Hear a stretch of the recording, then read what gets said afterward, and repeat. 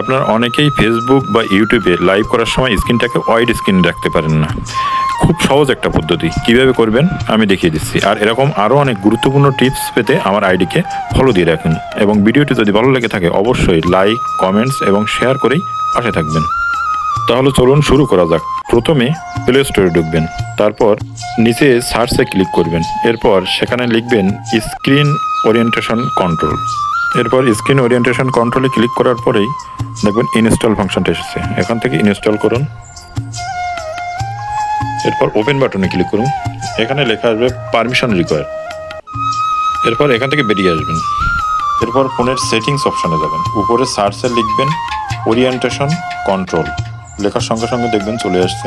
এই orientation control ঢোকার পরে আপনি নোটিফিকেশন ঢুকবেন, অল ওরিয়েন্টেশন কন্ট্রোল নোটিফিকেশনটা অন করে দেবেন।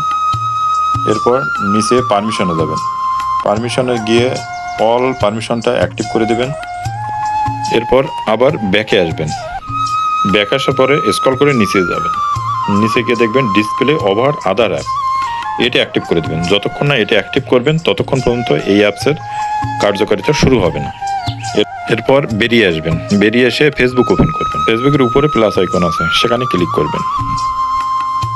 এরপর ওখানেই লেখা আছে লাইভ, লাইভ অপশনে ক্লিক করবেন। মোবাইলের উপরের অংশের স্ক্রিন টেনে নিচে নেওয়া, আর ওখানেই রোটেট স্ক্রিন সিম্বল দেওয়া আছে, ওখানেই ক্লিক করার পরে আপনার স্ক্রিনটি ওয়াইড স্ক্রিনে চালু হয়ে যাবে। এখন থেকে আপনি ফেসবুক বা ইউটিউব খুব সহজেই এইভাবে লাইভ করতে পারবেন। ধন্যবাদ।